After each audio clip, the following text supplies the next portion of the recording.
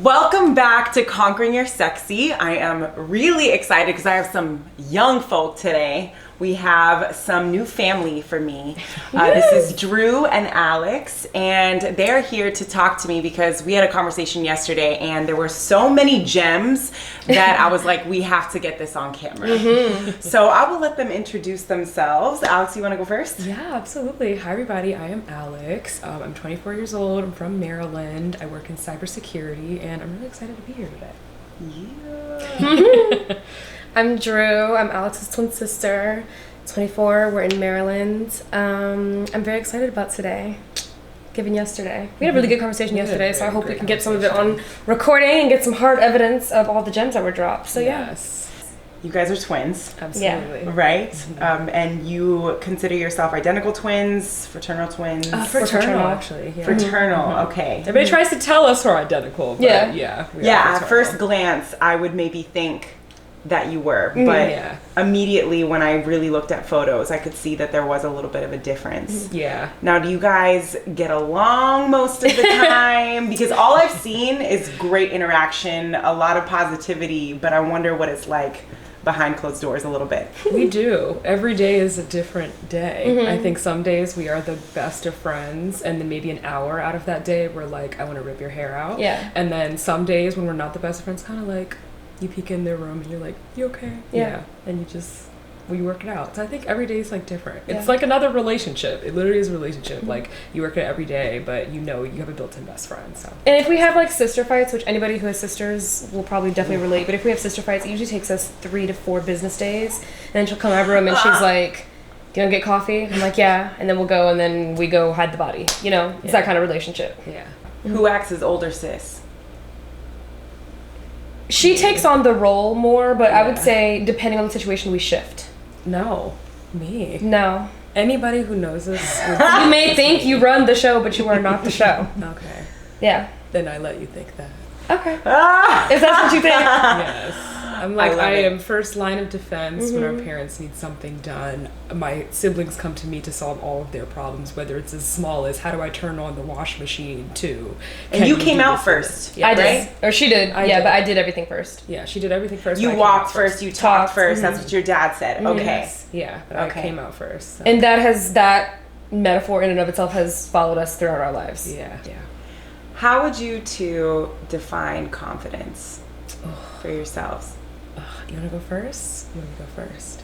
I'll go first. Okay. Define it for myself or as a whole? For yourself. Or both. You can do both. Okay. As a whole, I would say knowing that anything is yours. Nothing is limited at all. Doesn't matter your circumstance, situation, whatever. Knowing that anything you want is yours and you can have it. And there is nothing that can stop you if you want it bad enough. I would say that's what it is as a whole. For me, it's shaped a lot around, as I've tapped into like what being conventionally attractive means, I now know how to operate in certain spaces where that is deemed important, if that makes sense. I didn't realize until this last year how being a beautiful woman can get you in certain doors. I knew it to a certain extent, like you can get free things because you're cute, like we understand that dynamic, but I didn't understand how you can play up on that in a corporate setting. I didn't understand how you can play up on that when it comes to dating or even garnering and cultivating friendships with women, how all those power dynamics go into play and how that confidence can kind of come from that, either the power shift or lack thereof on your end or the other end. And I think ultimately it has to do with understanding that and not taking too much of advantage of it, because you never want to be like cocky, I guess. You can know you're attractive, but the whole world doesn't need to know. I think they need to know a little bit, but like you don't need to. It's the non-bragging factor of it, I think, but then also just staying true to that and just being like, I can have these things, I know who I am, having a sense of self, a very strong sense of self, knowing how to use, your beauty as power and letting the inner beauty shine through as a result of that. I know I said a lot. That's a great answer. That's a great answer. Thank you. I would say how I define confidence. One of my favorite quotes to this day by one of my favorite makeup artists, the great Jackie Aina, is, confidence is not will they like me. Confidence is I'll be fine if they don't. I heard that, I want to say, what was that, 2-3 years ago? And that, something shifted. It was like, I had a great idea of what confidence was, but after that, I was like, absolutely. Confidence is where you draw your power from, and sort of, you know, how you present yourself and how you can make that work for you, and sort of look to empower other people as well. So yeah. How I define confidence personally for myself, I would say how I can make other people feel, and how I present in a social setting, and, you know, when I'm around people I'm comfortable with, or people that I don't know, like how I can kind of command the presence of a room, and I feel very comfortable in that, and I feel like, you know, I really enjoy connecting with other people and making them feel seen and making them feel like what they have to say matters. And I think kind of getting people to listen to you and take to you and admire you, I think confidence can come from that. But also, you know, it doesn't even have to come from external validation. Confidence can also be just validating yourself, and showing up for yourself, and just being like, you know what, nothing isn't unattainable for me. I have done X, Y, and Z, and I've, you know, beaten the odds, and I can continue to do that. And so long as that's enough for me, then it's enough. It doesn't have to be enough for anybody else. So yeah, confidence, I definitely think, starts from within. And then when that starts to shine through and you see it shine onto other people and they reflect that back, I think that can help, you know, kind of elevate that in other people. Yeah. So, yes, I was kind of talking like that, but I was that was great. Because it's so many things. It's hard to just say a straight-laced answer, because it's not one thing. It's so many things that are all one thing, but it's so many things, for sure. But it does start with you. Do you think that, and this is a separate question for each of you, do you believe that you're in the most confident version of yourself right now, or have you felt a more confident version in the past? I have felt a more confident version in the past. I think right now I'm kind of in a growing pain period where it's like, I don't not feel confident, but I think I'm trying to understand what confidence is in this new era of my life, if that makes sense. Confidence looked a different way because I had different priorities back then. I feel like now, because you know, when you become a woman and you start to cultivate who you are and what's important to you and what values that you have, I think confidence derives from other things. And I think now, because I'm adjusting to a new me, I feel like confidence will still generally look the same, but I think there will be other more mature aspects that contribute to that. So I think the short answer would be, I'm not confident, but I'm still understanding different ways confidence can look for this new era of my life. So, I agree. I think it's seasonal. Yeah. With some things. I think overall you could say I am a confident person, but I do think it is seasonal, because some phases of your life, you're not going to be the most confident if you're like financially down, if you aren't feeling your prettiest, if you are just postpartum. A lot of our cousins had children, and we saw how that kind of affects your confidence and everything. So, taking on new identities and learning how to be how that confidence can carry over from other identities that you have, like whether you're like a mom, a friend, a daughter, a girlfriend, businesswoman, career woman, whatever, it's going to show in different ways. So when those new ways come up, it's keeping that same line of, like I said earlier, I think staying true to yourself as the goal, or as the main, I want to say, objective, but still knowing how to reshape it and adapt to whatever new identities you may take on, because we don't just have one in this life. I've learned, as I'm learning more about like motherhood and like womanhood, how those intersect, and like being a woman of color, how that intersects as well in that. If you have a different sexuality, all of that will need its own set of confidence, but then its own type of confidence as well. Right. That makes sense. Right. Yeah, being a woman is so multifaceted. There's so many different layers, and you can be different people depending on what room you walk in. And I know for me, like as a dance teacher for kids, and then you're like a lover to another person, and you're a friend to another person, you're a daughter in another room, and all of those things can exist, and they don't necessarily take away from the other, but you feel a different confidence and even sexiness in each of those different roles, and you just kind of have to adapt. But I think women are incredible for that. So we can be so many different things. We're chameleons. On that topic, the word sexy.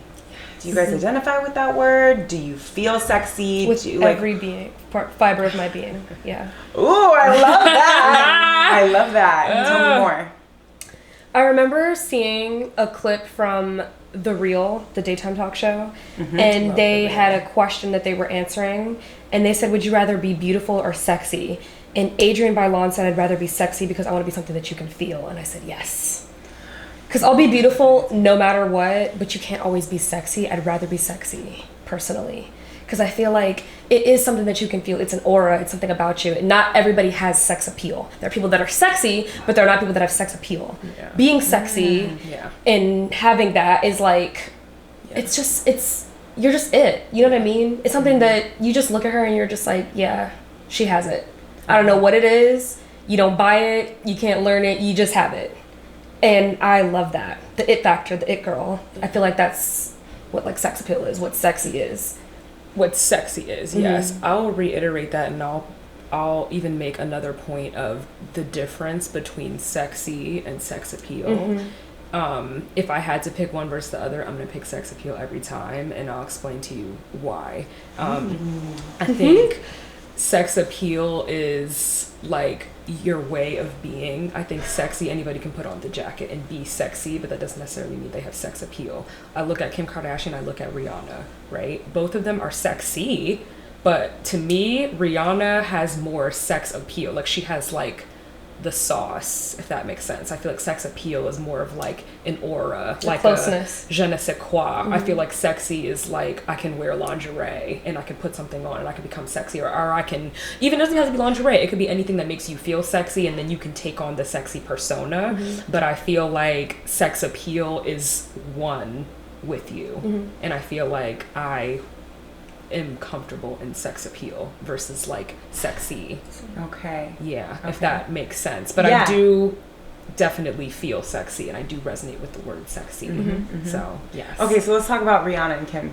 Yes. Because those are two of the sexiest women, I feel like, in our generation that people, talk about. So what does Rihanna have that Kim doesn't? What is the sauce that we're talking about? Ooh. Like, if we could put our fingers on it. Oh, I love it. Is it we had such a long, drawn-out conversation about this a couple weeks ago. Oh, yes, we did. It's just, it's a difference. I think with Rihanna, everybody loves Rihanna. It is seldom that you find someone that doesn't. Now, these are two women that have two different backgrounds, and I understand why one is maybe a little bit more controversial than the other. I understand that to a point.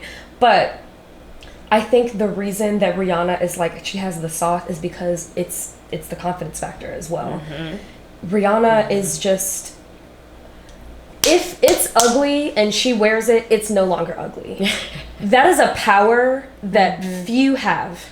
And for her to come from a small little island, become not only a millionaire, but a billionaire with a B, have all this power, all this wealth, but all this influence as well, to have all of that and still, and to be a mom, because we say you lose it when you're a mom, which that's a whole other conversation. That's a whole other podcast we could do. You definitely don't. But for her to take on all these identities and still be that girl, people are still, I'm still obsessed with her in every facet of the word, right?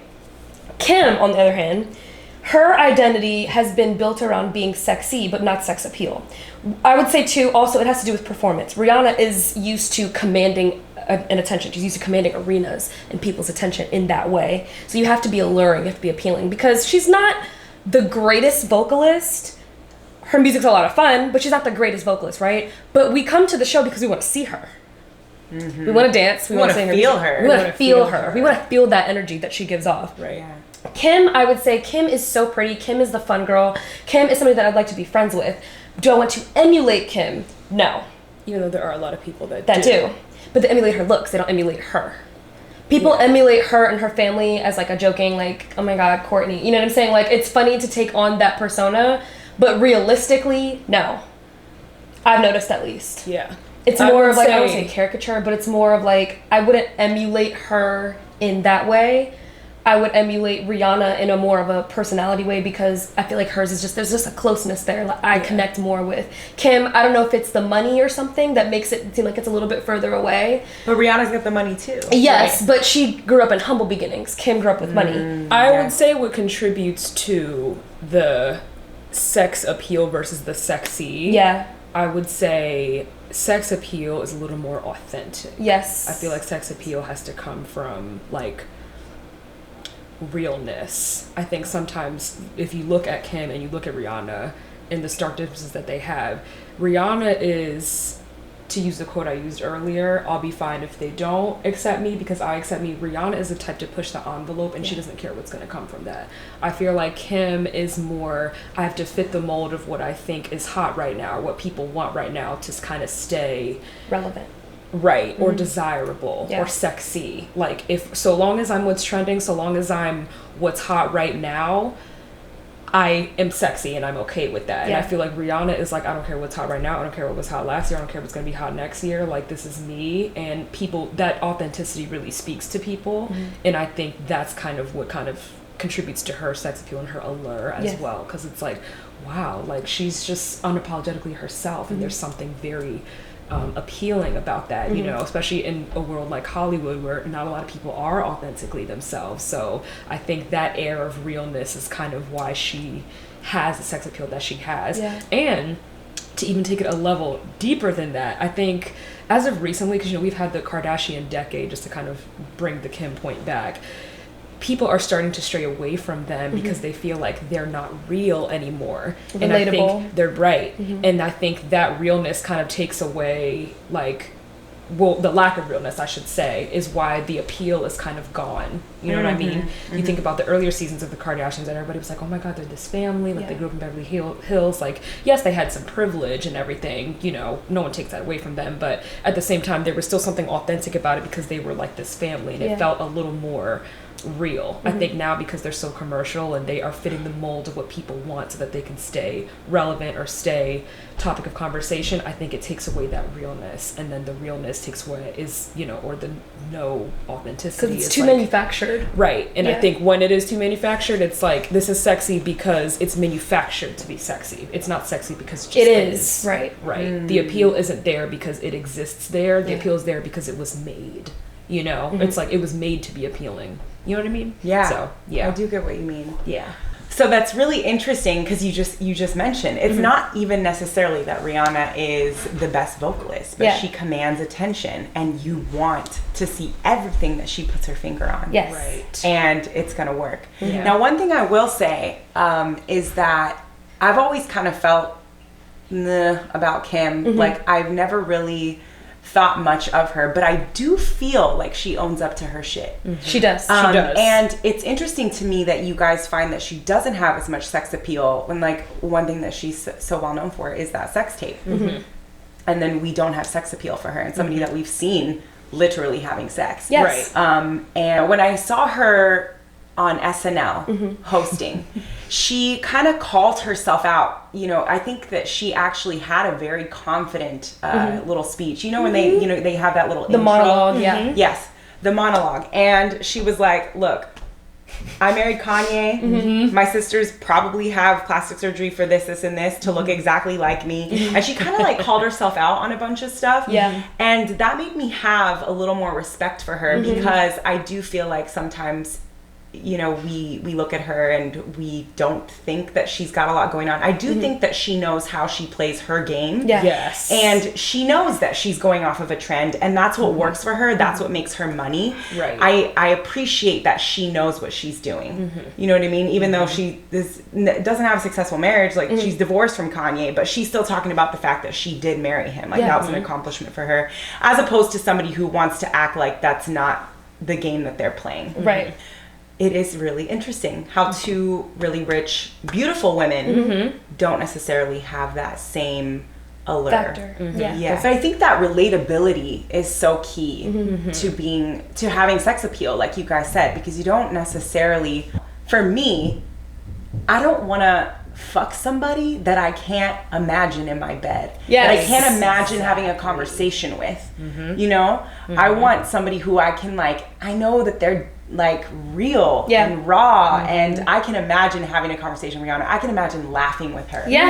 What was that thing that you said yesterday about sexy being a decoration versus Oh my God, I wrote it because I didn't want to forget you. Like, write that down. I was pull like, it out, yes, okay. I want to hear that. Absolutely. So yesterday we were talking about confidence, and how it plays a role in upbringing and cultural diversity. And I was making the connection that women of color, especially Black women, Latina women versus white women and their confidence. Yes. And we were pointing out how ironic it was that white women being the standard, a lot of them I find are not as confident as I would think they would be, you know, and don't really have any reason to not be, but they're not. And I always found that to be ironic because, you know, with our upbringing, it was like, you know, if you're a woman of color in a predominantly white world or predominantly white society, like you present yourself a certain way, you need to carry yourself a certain way, and the world is already going to size you up when you walk through the door, so you better not be sizing you up. You better show up for yourself, you better wear it proudly, and even if, you know, you face rejection or you face hardship, like, you be confident, you take it on the chin, and you keep going. And we had made the point that sort of we're kind of conditioned to be that way and to have that confidence in our arsenal, which is what I said. And I was saying confidence, the weapon in the arsenal. Yes, I was like, confidence is a weapon in our arsenal, but for them, it's more of like a decoration on your wall. You know what I'm saying? It's like they can choose whether or not they want to utilize it or admire it or take it with them into their next era, right? But I feel like confidence is something we don't have a choice whether or not we can really have in certain settings. Like, to be successful, to prove yourself, we have to have that confidence. I feel like because a lot of times they don't have to work as hard to earn certain opportunities or get in certain circles or get, you know, a seat at the table or what have you. Women, it's a little bit different versus men, but you understand what I'm saying. I feel like they don't always have to be as confident because a lot of things can sometimes come easier to them. I feel like for us, because they don't, it's like you need to prove to them and in some ways yourself that you earned that seat at the table. You know what I'm saying? And I feel like that definitely does come from confidence, like, you know, in yourself and with the things that you do and your skill and everything. It's kind of like what you were saying earlier about feeling sexy versus having sex appeal. Yes. It's something that you just have. Yeah. Right. Versus something that you can kind of put on with an outfit or with, you know, whatever type of jewelry, makeup, whatever it is that you put on, or maybe like this person that you bring with you as your confidence. Going back to sex appeal, I want to know who the appeal is for in your eyes. Like, when you say that you have sex appeal, is it sex appeal to men? Is it sex appeal to women? Is it sex appeal to everybody? Like, what do you feel you're appealing to? Who? I use it on everyone. It just depends on the setting. Yeah. Yes. Okay. I think in a past era in my life, I would say, you know, you're conditioned to think you're supposed to be sexy for men. Like, this is what men like, this what you should be. Like, this is what you could be to be sexy for them. And then I think you reach that place in your womanhood where you kind of pivot and you're like, I think this is sexy for me. If they look, that's cool, but this is how I define sexy, so I feel sexy from this and I feel empowered by this. But sexy for, lately it's been for myself. I feel like I like to feel sexy for myself. I like that fire that ignites inside me. It's like a warm fire. I really like that. I think lately that's who I do it for, is for me. I think, though, yes, in the past it was kind of like, oh, I'll be sexy for him, or oh, like, I'm in a relationship, I'll be sexy for him, or, you know, or if I'm single, like, I want to look cute. And I, you know, we're still guilty of it. Like, we go out and we're like, okay, like, are we in a haute couture, or are we gonna keep it cute tonight? Like, what are we gonna do? You know what I mean? But Haute couture. Yeah. Haute couture. Haute couture. But I don't know. Lately it's been, I'm okay with being sexy for me. Same. I would say. Okay, so I do you it for feel me, sexually appealing to yourself. Yes. And if other people find that appealing, that is cool too. But I feel like so long as I feel that way for myself, because I didn't for a while, I thought I did, but it was only for other people. And then I realized if they don't think so and it's for them, then I must not be. Yeah, because if we're constantly looking for somebody else to tell us that we're sexually appealing, the moment they don't, right, then we're not. It's like, now what? Right. Yeah, it's so much more powerful to have that kind of feeling for yourself. I was just curious as to what sex appeal means to you. Does it mean that somebody wants to have sex with you? Is it that you, but I find that really interesting that you're saying you're sexually appealing to yourself. You feel that fire. I know that feeling where it's it could just be you and you. Yeah. in a room. Yes, you. You're like, and hey, you. how you doing? Yes. You know, sometimes you put on some makeup and you do your hair and you're like, there she is. You know what I mean? Or when you're dancing, it's just you in the studio in front of the mirror and you're killing it. And you're like, okay, I like this. You know, it's like a different persona you can kind of see again. I use it on everyone for that reason. Because I just love... It sounds so like master manipulator. I promise it's not. But I read, or I'm reading Robert Greene's The Art of Seduction. And it's really interesting how you can... I don't like saying manipulate, but it's interesting how you can get what you want out of a situation, out of people, out of whatever. Like, we both work in marketing. So I kind of had to learn... Marketing is seduction. You know what I mean? You have to be able to seduce people to buy your products, pay attention to your podcast, your ads, whatever, sales, whatever. You have to make sure that something about it makes them feel something. Something's alluring. Something's like, I want to go back, or I just scroll down, let me go back up. It's kind of learning how to do that. I've tapped in from the self point just because we were cute kids, but in my eyes, sometimes I used to feel like an ugly duckling. But I knew, I was like, okay, one day you're going to be really hot. You're going to be like exactly what you thought you were going to be. You're going to be this amazing woman and like have all these things, and you're going to have a great job and you're going to be so pretty. Like, don't even worry about it. And then the day finally came and I was like, oh, that's what that is. But now I have to like tap into that. Like, what does that mean? How does that look? Is this for other people? Is this for me? How can I use this? How do I turn it on and off? That was another thing too. And then also we have this conversation also once a week about decentering men. And how when I started tapping into my sex appeal, same like you, a couple years ago, I want to say in like undergrad, it's comes a time when you start having sex and you realize, oh, I'm fuckable, I know what like being hot is. And then you start to understand where that, you start to reshape what that looks like in like the way you dress, the way you present yourself, the way you talk, the way you make friends, keep friends, male friends, females, whatever, and how that kind of works as well. I would say with sex appeal, you pick it up quick. At least I picked it up quick. When you realize you can get what you want with certain things, it makes me sound so manipulative, but like when you realize you can get what you want with certain things, you make it work for you. Yeah, and you start to use it every day, I would say. In small ways or large ways. What do you mean by decentering men? Ooh. You want to take it? Let me get comfortable. I'm screaming. Okay. As women, we are conditioned from a very young age to... Where do I begin with this? We are conditioned at a very young age to be girlfriends. We're conditioned at a very young age to be moms. Subservient, small, shrink. We are conditioned to put others first, and most of the time those others are men. And the way you dress, you don't want to wear this too short, you don't want to wear this too long, you need to put a bra on because we don't want to see your nipples, you need to do this, you need to do that. Then take it a step further, you come to dating, and it's like everything you do when you talk about sex, talk about meeting people, whatever, everything, I noticed at least, everything that we were doing, the way that we were speaking to people, whether it was like two female friends we were meeting or like men we were dating, everything you do in some way, shape, or form comes back to a man. The way we have sex, you talk about porn, the men always win in the porn. You talk about dating.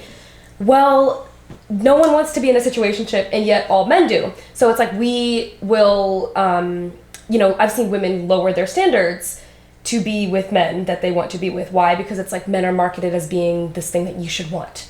As like ever since we were young, this thing that you should want. You should aspire to marriage. You should aspire to this. For. You could be a successful career woman, whatever. Oh, okay. That's great. You started a multi-million-dollar business. Are you married? Mm-hmm. I have this amount of businesses and I have all these accolades and all this money and whatever. And you ask me if I'm married? You ask me if I'm a mom, as if that's like, I need that to be complete. I need that to be fulfilled, And when we talk about decentering men, it's kind of taking that out of it and just being like, we're going to be okay whether we have them or not.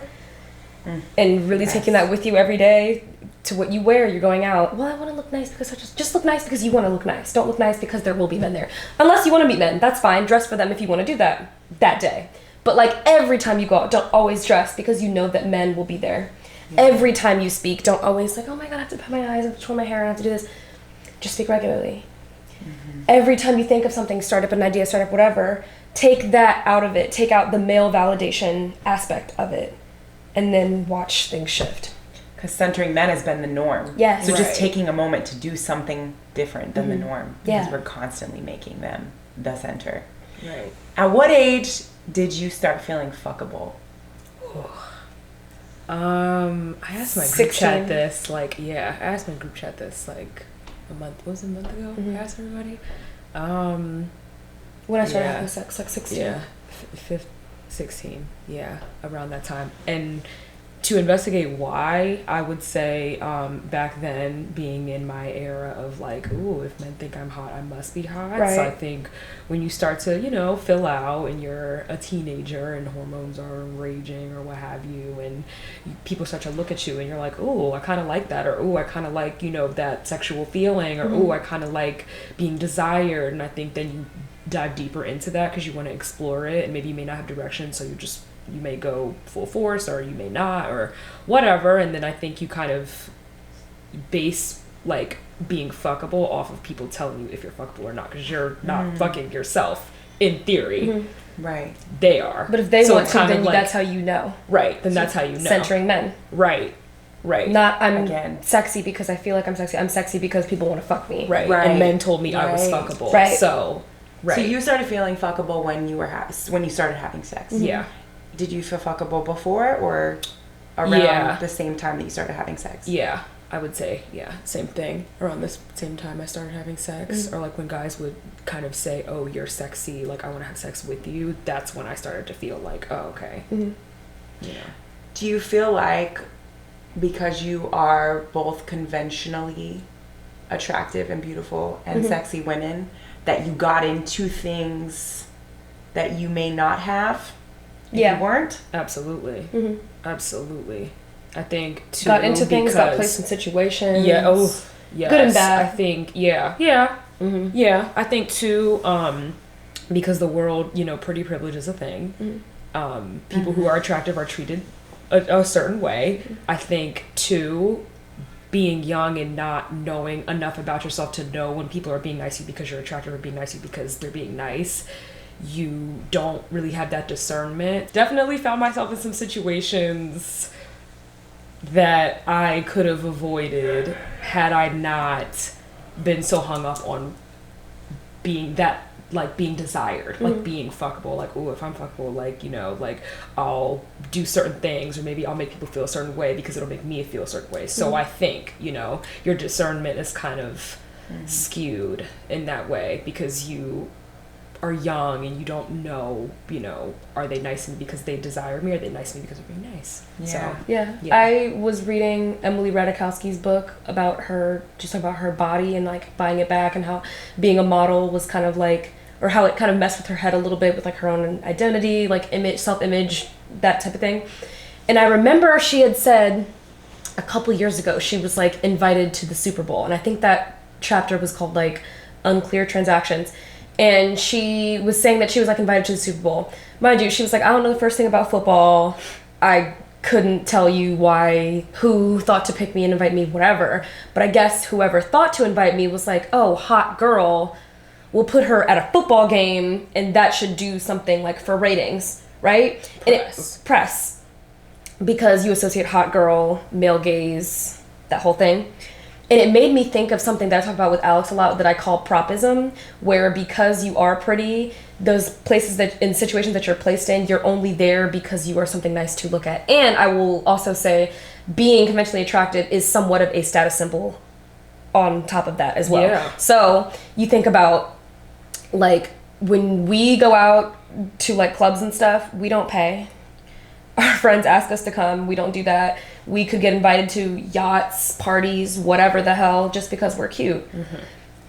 And you kind of realize, oh, they're not really here because they find me like interesting. They're here because I'm like nice to look at, and they have to be seen with me in order to get other things. So when you talk about unclear transactions, it's kind of like when you think about why you're placed in certain places, it's like, oh, I'm here as a, like I say, propism, as a prop. You're here because you look nice. You're here because people just like looking at you, and that comes with something. Being seen with a woman that's beautiful comes with something. I was curious as to whether you've been underestimated because of your looks ever. Because Yeah. I've had that a lot. So curious as to what your experience is with being underestimated, especially being young, you know. Ageism is a very real thing, but two, people do underestimate you because you're, first of all, going back to intersection, it will intersect in a bunch of different ways, especially with us three. It's going to intersect once because you're a woman. So people are going to be like, well, what do you know? And it's like, well, what do you mean, what do I know? Most of the people that ask, what do you know as a woman, their wife probably does all of the string pulling, but that's another conversation. They'll say, what do you know, you're a woman, right? Then you're a black woman, Latina woman. Well, are you sure? Are you really sure? And then they question you because how could you possibly know more than me, right? How could you possibly have the same education than me? How could you possibly be better than me in any way, big or small? Then it intersects again, just, what did I say, woman? Then it intersects in like a corporate setting.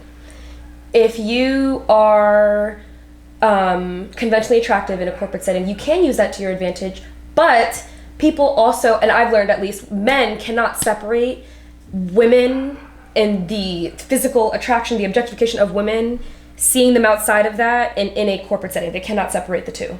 And so when you work in these spaces, especially with these corporate dudes and whatever, those power dynamics come into play and they cannot separate seeing you outside of just being a woman. They can't, or seeing you as a coworker, they can't separate you as being some sort of sex object that I have to just conquer and nail and whatever. When they cannot see you outside of that is when it gets really interesting. And it's definitely happened to myself. People underestimate me because they think that I'm pretty, so they think, oh, you're stupid, or you don't know a lot, you're ditzy. Especially for me too, I'm also neurodivergent, so sometimes it may take me longer to learn things, whatever, and they might little girl you, as we like to say, where they're kind of like, are you sure? Like, do you have it? Do you need me to repeat that to you? It gets to be very condescending and patronizing.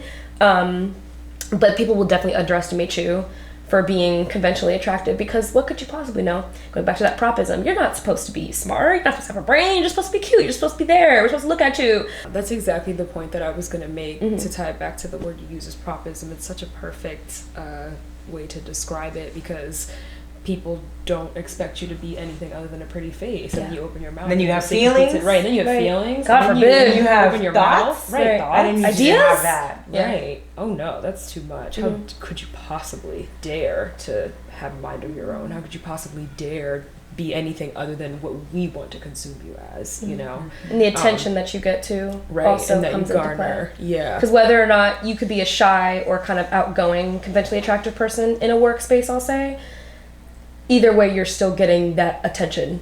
And if you don't know how to like deal with it, it can be very like, oh, I don't know how to play my cards here, and you might not be able to use it to your advantage. Because if you are conventionally attractive in a work setting in particular, you should use it to your advantage, because you can. But if you do not know how, you may get a little bit lost in the sauce. It can happen. Yeah, it is inevitable that us as women, especially as attractive women, because you don't really have to be attractive to be objectified. You know, women who aren't, women who are not pretty are objectified also, because they're like, oh, well, what could she possibly be worth? She's not even cute. And they'll play up on that. That's also objectification, you know? Objectification, because it is inevitable, I think I take power back in choosing whether or not I receive it. I was just going to say that with navigating it. Exactly. You can get power knowing how to navigate it. You can sniff it out. As we've become adults, and just women in general, as we're starting to deal with men now, not just like you young men, we're dealing with men now, like grown ass men. Yeah. And I can't speak for my sister, but I can say, well, I kind of can. We've gotten a lot better with being able to sniff out when they really do want something, when they're playing the long game because they want something, or when they're actually genuine people. And I think that does make a difference with whether or not you show up as wanting to even utilize your sex appeal, or wanting to reverse Uno card that objectification. Because if you know that somebody only wants to sleep with you, but you need something from them, whatever it is, like job, whatever the hell, you can play up on the fact that they want to sleep with you to get what you want and then give them nothing. So you can take that power back in that way if you know what you're doing.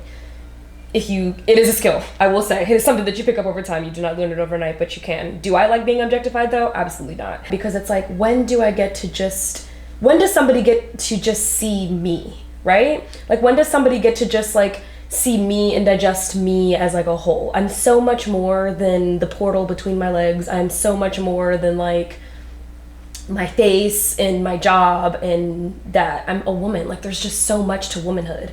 And it's like, why is that not enough? Why do I just have to be this thing that you can use or put away on a shelf until you need it and then take it back when you need it again? Why is that it for you? Why is that not the holistic picture enough?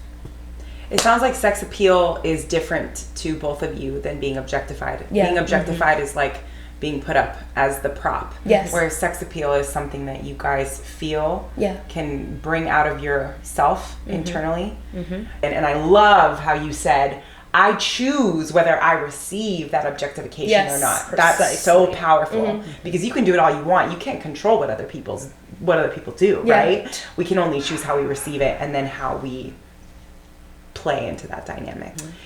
I want to know what kind of, you're both very intelligent, have a lot to say, lots of ideas, and seem like you've come a long way from your younger years, learned a lot.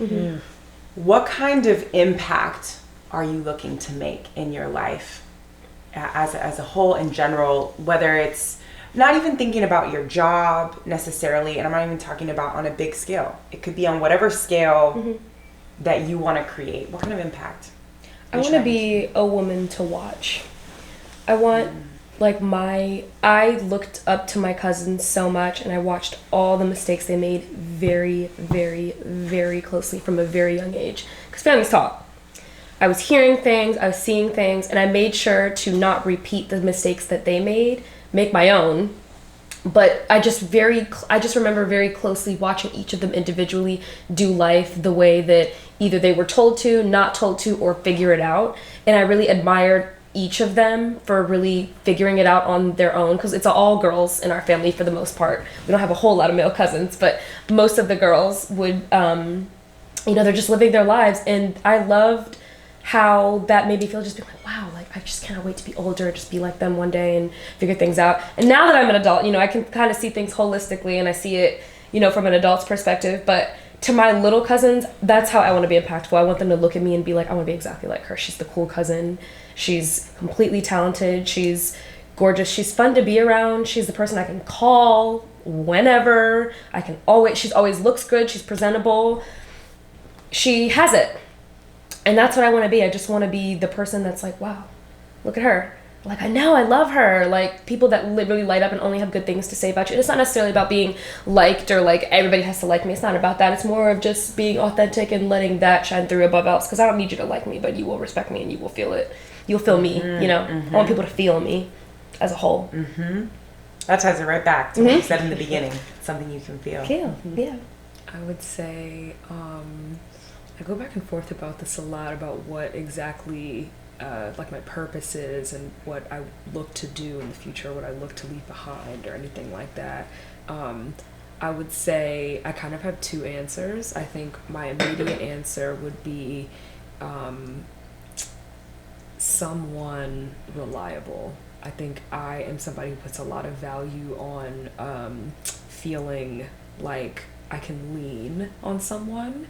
That's really big in my friendships and my relationships. Like, when I need you, be there. I'm not gonna say I have very little needs, because I could be a little needy, but I definitely, it doesn't take a whole bunch to make me happy. So, you had those friendships where, I haven't talked to you in 3 weeks, but I can call you and like we didn't miss a beat. You know what I mean? But if I need you, be there. I look to be that for other people, and the way that I've seen a return on showing up for people that way, whether it's just, oh my God, thank you so much, like you've just been so helpful, or like you've really just been my rock in this situation.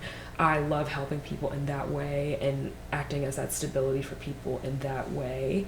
I do draw a lot of strength from that, but I also, I feel like I would be content with having another purpose first that I think also serves me, because that does serve me, but it really serves other people at the end of the day. I think I also want something that just serves me directly, but that can positively leave an impact, like a serious impact. I don't know. I really love making people feel seen, and uplifted and held up. Me and Drew always said our plan, you have plan A, plan B, our plan Z in life is to turn 50, retire, and open our own drag club. Yeah. We were presidents of our fashion club in high school. And it changed us. And we were just like, this is like the best thing in the world. Just the group of kids that we had were just, I say kids like we were all the same age, but so authentic and so creative, and we created a safe space for them. Yes, yeah. It was such a diverse mixed bunch. Absolutely. And I was so thankful, and I think that they were too, that we cultivated such a safe space for them, and I would want to do something like that again for that community. I think I felt like this is it, so something in that way. But yeah, I definitely want my legacy to be like impacting others and making others feel safe, but also welcoming any other legacies that I might resonate with too. So I could see that. I could see that club. I want to come. Yes, you better be headlining. Yes, we're gonna have Cristina tonight. Yes. Teacher class. Yes. Thank you both so much for having this conversation with me and being so honest and raw. I learned a lot. And too. I'm really excited. We'll have to do another check-in at some point so that I can hear how you guys are continuing to grow. Yeah. Thank you all for watching. If you got this far, I want to thank Drew and Alex, my guests. It's been an awesome episode. And we'll see you next time. Make sure that you like, comment, and subscribe and to share. the channel. Yes, and share. I need to hire her as my marketing assistant. Yes. All right. See you next time. Thank you.